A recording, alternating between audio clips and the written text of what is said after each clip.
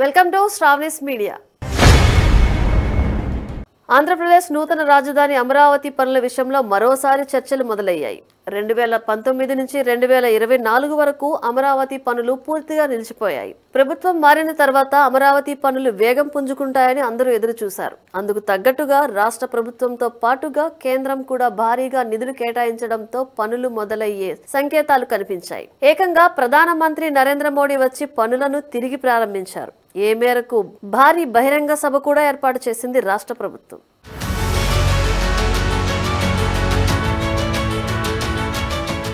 కానీ పనుల విషయంలో మాత్రం పురోగతి కనబడటం లేదు అనే విమర్శలు వినపడుతున్నాయి. 2019 నుంచి 2024 వరకు రాజధాని ప్రాంతంలో పెద్ద ఎత్తున మొక్కలు మొలవడం, అడవిలా మారిపోవడం వంటివి జరిగాయి. ఇప్పుడు మళ్లీ అవే పరిస్థితులు క్రమంగా కనబడుతున్నట్లు విమర్శిస్తున్నారు.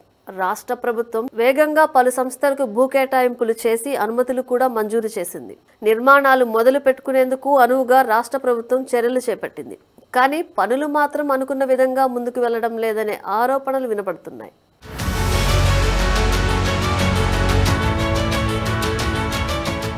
అయితే గత కొంతకాలంగా వర్షాలు విస్తారంగా పడటంతో అమరావతి ప్రాంతంలో తీసిన గోతులలో నీళ్లు నిలబడ్డాయి. ఇక ఇప్పుడు క్రమంగా వర్షాలు తగ్గుముఖం పట్టడంతో నిర్మాణాలు ఆశించిన స్థాయిలో ముందుకు వెళతాయి అనే అభిప్రాయాలు సైతం వినపడుతున్నాయి.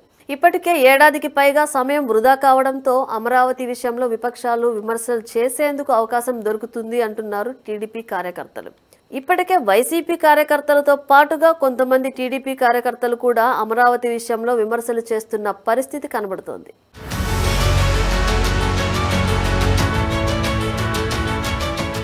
ముఖ్యమంత్రి చంద్రబాబు చూపించినంత దూకుడు క్షేత్రస్థాయిలో అధికారుల నుంచి కానీ, భూ కేటాయింపులు చేయించుకున్న కంపెనీల నుంచి కానీ కనబడటం లేదు అనే విమర్శలు వస్తున్నాయి. సీడ్ యాక్సెస్ రోడ్ సహా కొన్ని భవనాలు మాత్రం ప్రస్తుతం నిర్మాణంలో ఉన్నాయి. ఇక మిగిలిన ప్రాంతంలో మొక్కలు భారీగా మొలవడంతో మరోసారి వాటిని తొలగించే కార్యక్రమాన్ని రాష్ట్ర ప్రభుత్వం చేపట్టాల్సిన పరిస్థితి ఏర్పడింది. ఈ రాబోయే 8 నెలల కాలంలో వేగంగా పనులు చేయాలని కార్యకర్తలు, అమరావతి రైతులు కోరుతున్నారు. ఇక రెండవ దశ భూసేకరణ విషయంలో ప్రభుత్వం వెనక్కు తగ్గితే మంచిది అనే అభిప్రాయాలు సైతం వినపడుతున్నాయి.